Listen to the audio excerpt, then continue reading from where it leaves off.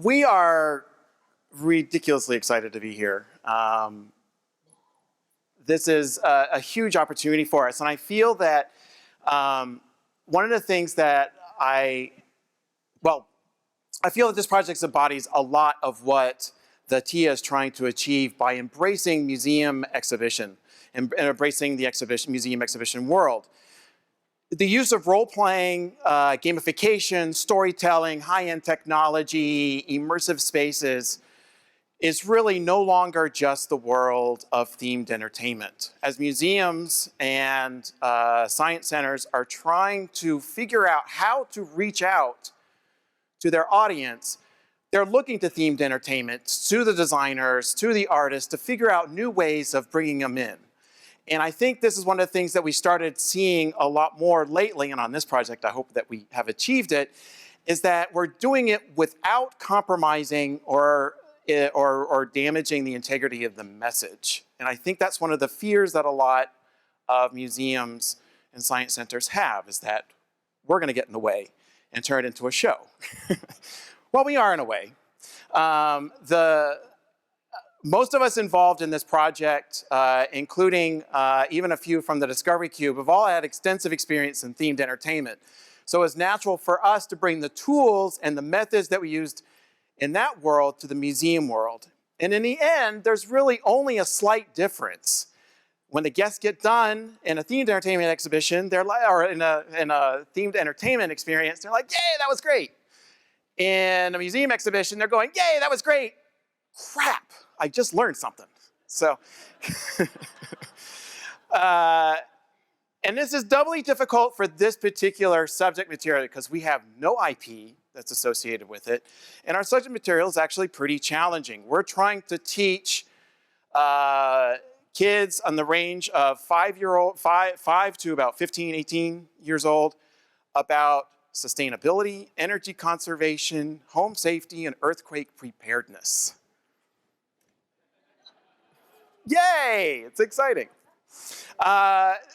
Before Janet and I start getting into the hows and the whys of what we try to accomplish, I'm assuming that most of you haven't traveled up the 5 yet to the Hansen Dam. So what I want to do is show a quick video that kind of gives an overview of the final product, and then the two of us will start digging into how we actually made it all come together. So here we go.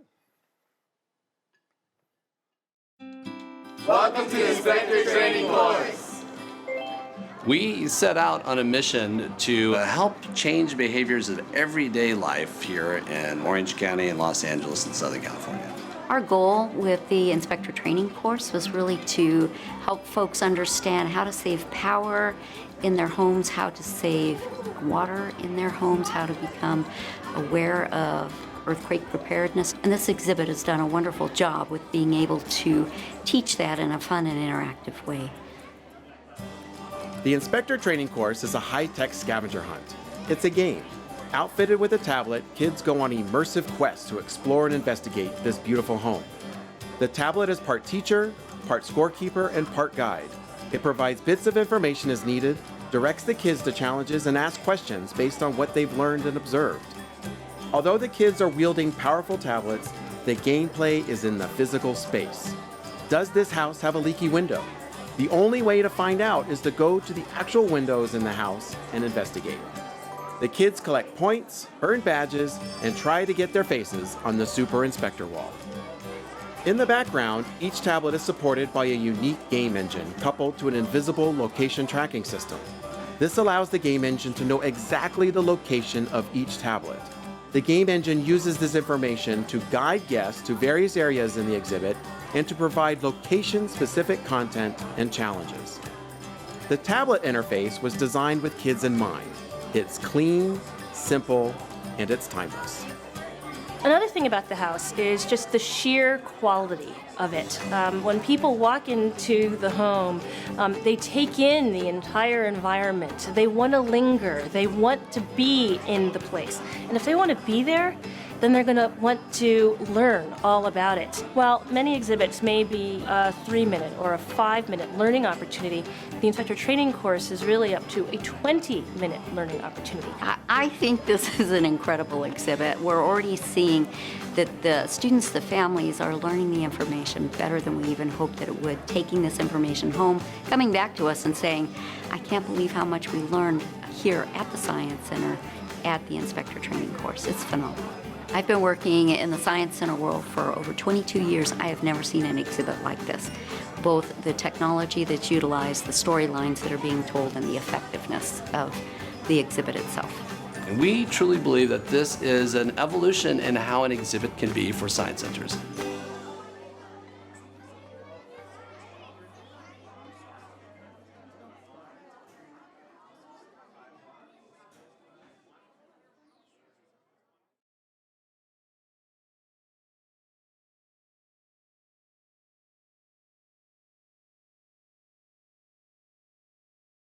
This was a really great team to work with, putting together this particular exhibit. We had a beautifully themed environment. You might be able to tell with some of the images that we're going to be showing. But as Vice President of Education, really my goal was to make sure that we took the subject matter, as David mentioned. It might sound a little bit dry, but in fact it's really important community-based messages that we wanted to send out. And as was mentioned, we really wanted folks to be able to learn information, go home, and actually change behaviors for the positive. The next slide, David. What we started with first was really what we wanted our end results to be. We asked ourselves these different questions before we started any sort of drawing, any sort of software, any sort of ideas. What did we really want the guests to walk away with? And one of those things was, what did we want, what type of impact did we want to have? What did we want the guests specifically to learn? Who was the targeted audience? What was the guest's incentive to actually engage in the exhibit? What was the style of the delivery of the content? And was guest feedback or some form of metrics important to us? So we might be overachievers, but our impact goals actually led us to build a full-scale, it takes up 1,000-foot square area of a craftsman-style home, outfitted with, among other things, computers, electronics, working shower heads, the use of a GPS system, animated characters, an elaborate storyline, and an engaging gameplay of over 2 hours when the guests actually go through every individual home inspection badge that they would like to learn.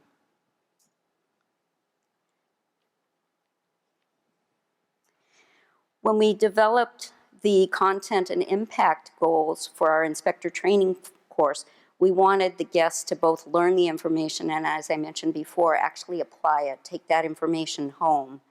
And that was a big order, but we've actually accomplished this. And I think that that's pretty amazing that we've been able to do that. We wanted the guests to become aware of very simple and sensible strategies for conserving energy and water and being prepared in the event of an earthquake. And for those of us that live in Southern California, you know the importance of all of those in our neck of the woods, between the earthquakes, our constant risk of drought, and certainly our potential for power outages and that sort of thing. And we wanted to see a racially and culturally diverse audience, and to teach them about different careers that could be available for them in the future. If these were some things that interested them, maybe they would pursue that in the future as well. So we believed that the best model would be a role-playing experience. And then, so that when we hear the guests coming back, and I've heard this more than once, I went home and I changed the thermostat setting on my hot water heater. That's music to our ears, silly as that sounds. And the very first person who I ever heard say that, and I've heard multiple people say that specifically about the hot water heater thermostat, the very first person was one of our exhibit fabricators before the exhibit was even built and on the floor. Of course, our targeted audience, for those of you that are in the museum field and science center field, you know that the targeted audience is really going to determine what the exhibit looks like, the level at what the scripts or texts are written at, the sophistication of the content that we were hoping to impart, and the style of interface with the exhibit that we wanted the guests to have. It was also important to us with the graphical look of what the characters, animated characters, were going to look like, and how they would reflect the local community. So there was a lot of intentionality and thought put behind all those particular areas. We targeted multi-generational families as our primary audience, and then in particular 2nd through 6th grade on field trips as our secondary audience. So we needed to consider what's going to draw those particular guests into the exhibit. For me as an educator, it was really important to look at how do we get those learners, potential learners, to focus, and what's going to drive them to remain engaged during their entire experience and to learn that content for future application. So in this case, of course, we did design, as I mentioned before, the beautiful set piece was fabricated by Cinnabar. Did an amazing job. I can't tell you the number of people that walk through that exhibit and say, boy, I wish my house looked like this.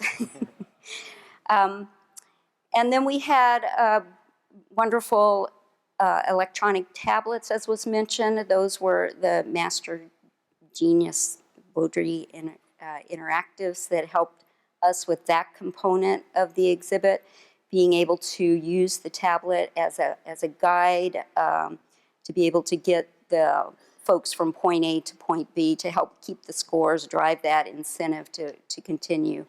But then we also had mechanical manipulatives for tactile learning as well. So the whole gameplay was not only on the electronic tablet, but there were times when the guests had to then interact with mechanical devices in order to get particular answers that they could log into their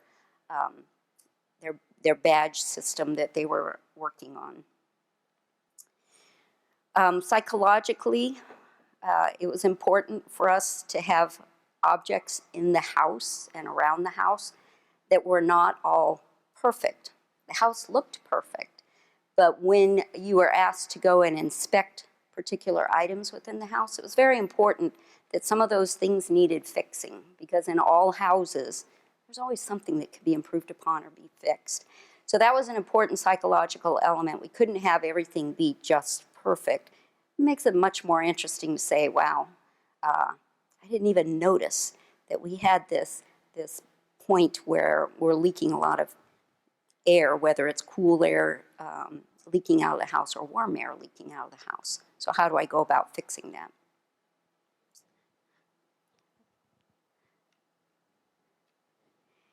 And then I'm really going to let David kind of follow up with what really the system was like, the point and the badge accrual system, the ability for us to be able to retrieve analytics, because it was very important that we understand that after the guests went through the experience, really could we connect with them and find out, in fact, what did they learn? How long did it take them? How long was their engagement?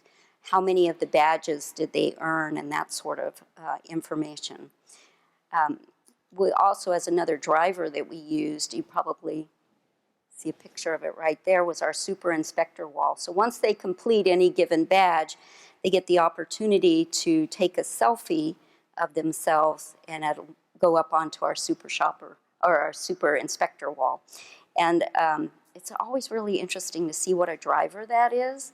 By having my photo go through this temporary phase of being up on the wall, we see lots of folks, as you can imagine, taking selfies of their selfie while they're there at the Science Center, so that's always fun.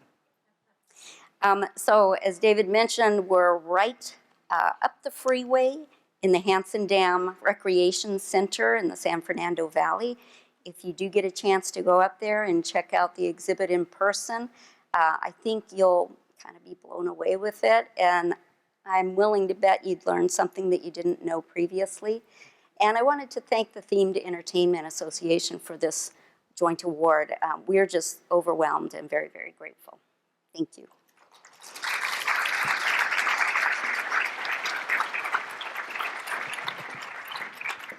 So you can see that we had a pretty tall order. The list of demands from Janet was huge. My company was responsible for the interaction design, the game design, the graphics, and the technical backend that was supporting all of this craziness. Before we actually get into how we did stuff, just a little bit of a discussion on what it actually means to be interactive. And this it's kind of funny because it's our namesake. And it's one of those things that sometimes we hear interactivity and we're like, oh. It's definitely one of the most overused words, and everyone seems to have a different variation of what it means to be interactive. And it ranges from simple button pushes all the way to creating an artificial intelligence where you're getting human-to-human type dialogue from a machine or a space or a character. Somewhere in the middle of that is the sweet spot. So for us, the interactivity was really just active engagement, giving people enough handles into an environment or the experience where they realize that their presence and their actions matter. Specifically for ITC, that's what the kids call it, by the way, Inspector Training Course, ITC. It's a great moment when the guests realize that nothing will happen without their input. It might be a little bit frustrating for the docents, but it's actually pretty great to know that, oh, wait a minute, I'm important in this situation. I need to do something in order to make it happen. We use their location to trigger questions and factoids. They have to do tactile challenges, and they must answer questions on the tablet in order to move on. If they don't do that, nothing happens. So that's where we were really trying to find those hooks into this and bring them into this environment. For us, in this experience, the key to interaction design is really if the guest or patron engages the environment responds. So, in the process of doing this,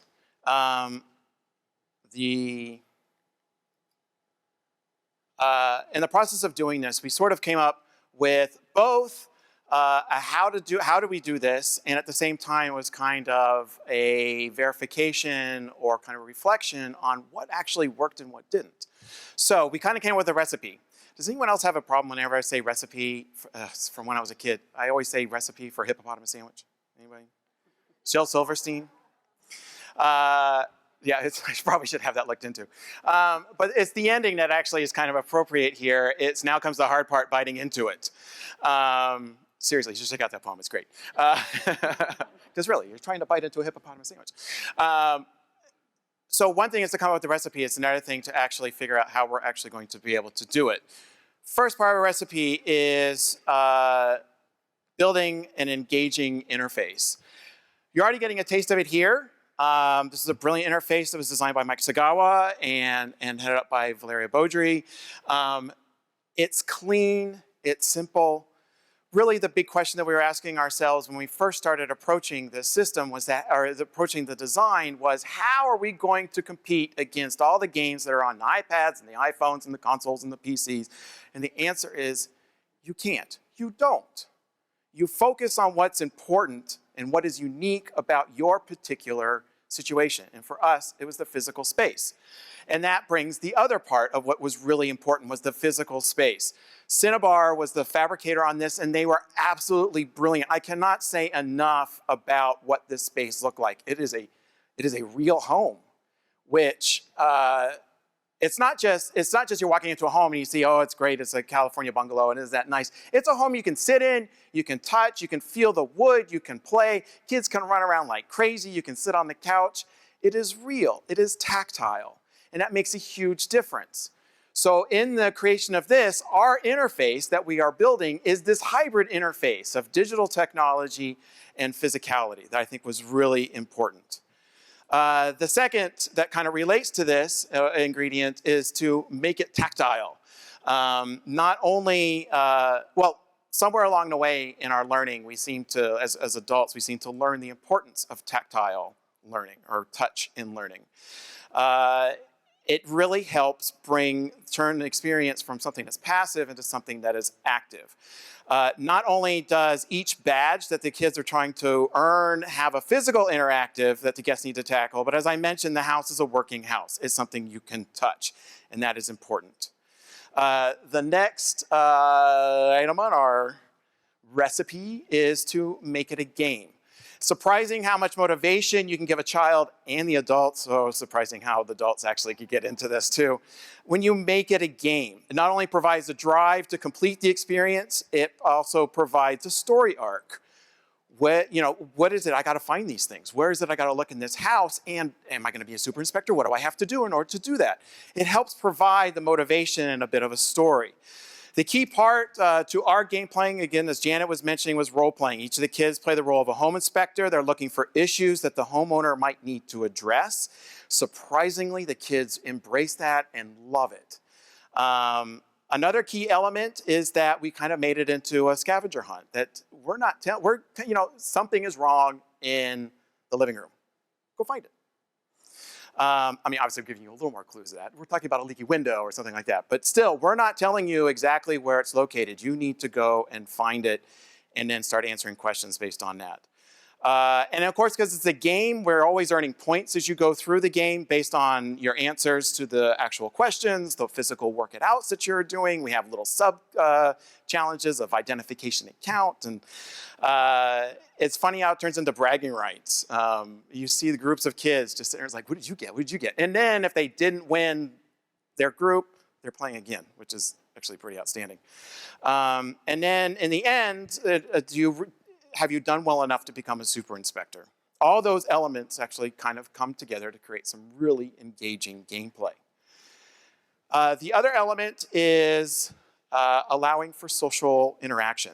There's a real danger in technology that it makes experiences less social, which I know is kind of counterintuitive to Twitter and Facebook.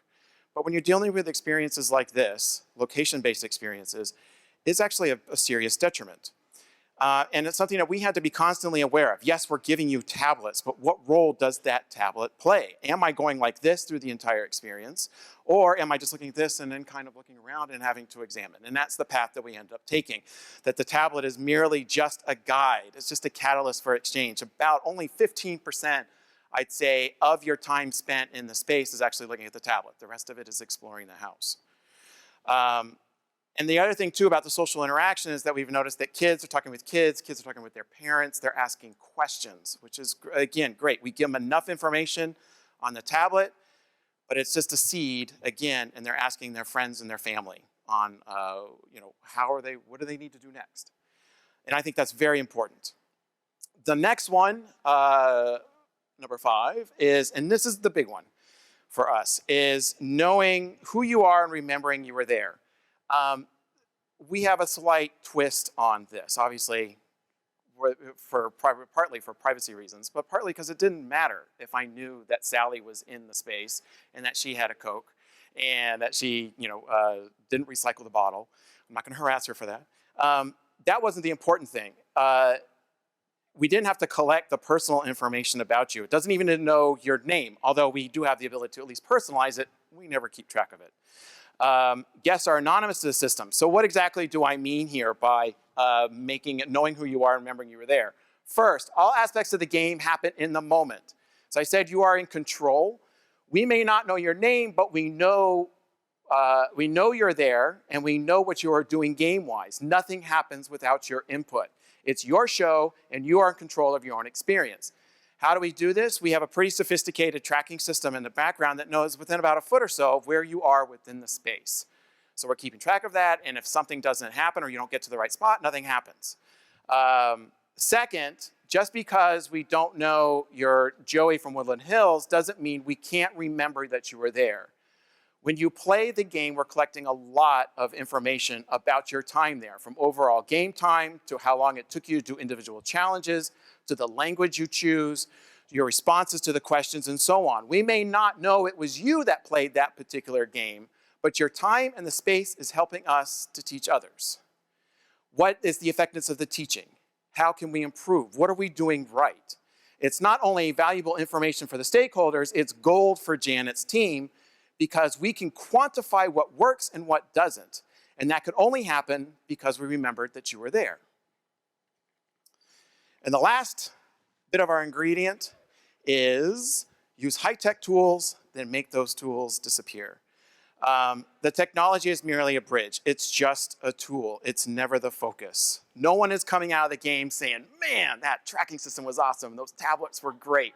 We've never heard that, as sad as that may be for us. I will relay a quick anecdote with Janet. We were giving our very first presentation to Janet about the system. We had built a mock-up at Cinnabar of just a wall and a couple challenges. It was the very first time that we had met. It was about a 2.5 hour, it was the longest 2.5 hours when we presented. Hope you don't mind, I'm sharing this. No. But it was, and it was towards the end, I started understanding where her reservations were. And it was, and it happened right when I said the very end. It was like all the stuff that you saw, all the tools that you had saw, because we hadn't done any of the design yet, that all goes away. It is all about the teaching. It's all about what you want to convey. And at that moment, I saw a glimmer in Janet's eyes. It was like, okay, this might work. And now it's crazy. She just calls us up and says, I have an idea for something. And we're like, okay, we'll make it work. But it gives you an idea of the evolution that was involved in that and the importance as a designer that you focus on what's important and where those communication dialogues occur. Let me quickly, let me quickly go through a couple statistics for the game. Are you gonna get to it? There we go. Exhibit size, 2,200 square feet. Start of design to opening was only 7 months. That was crazy. It was really just a watercolor sketch to the full-blown house was in that time. The cost was $2.2 million. We are on a limited budget. The tablets used, we have 50 tablets in rotation. There are 7 badges or quests. Total number of challenges is 56, so that all translates into what Janet was saying. There's 2 hours of game design in this, or 2 hours of entertainment.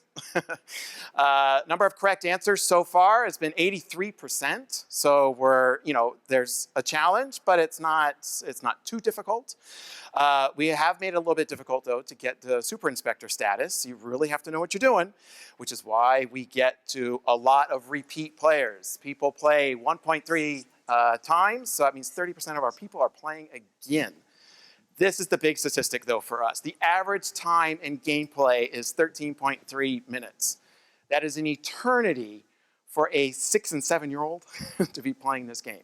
And not only that, they play again. We were just there a couple days ago, and we saw that someone had 5 badges all lined up. They had to do that in one game, in one sitting. So anyway, it's pretty exciting. None of this could have happened. We're just two people that are sitting here talking up here today, but there's a huge team that was involved with this. Discovery Science Foundation, my team, again, we have already talked about Cinnabar at RGH Entertainment that did all the character animations, BBI Engineering did all the installation and integration. None of this could have happened without this team. It was a great aligning of the stars. I need to stop because we've got 51 seconds for questions. So anyway, thank you. We have time for one very quick question. Gentlemen, there we go. Do you anticipate any enhancements, in other words, seasonal variations, or expanding the experience onto the web for ongoing and expanded education? Yeah, go ahead, yeah. Well, one of the groups that is looking at this as an example of an expansion is the vector control folks, which is very important for them. I know, these topic areas. But it's very important for them to be able to teach people about the hazards of mosquitoes. Again, those of you that live in Southern California, you know there's some issues with vectors. they're looking at our inspector training course and saying, well, we've got a yard here, let's go ahead and build another component to the game to be able to teach that as well. We're not looking quite yet at an online version, but I think that that's intriguing. Thank you so much, Janet. David, great round of applause. Well done. Thank you. Well done.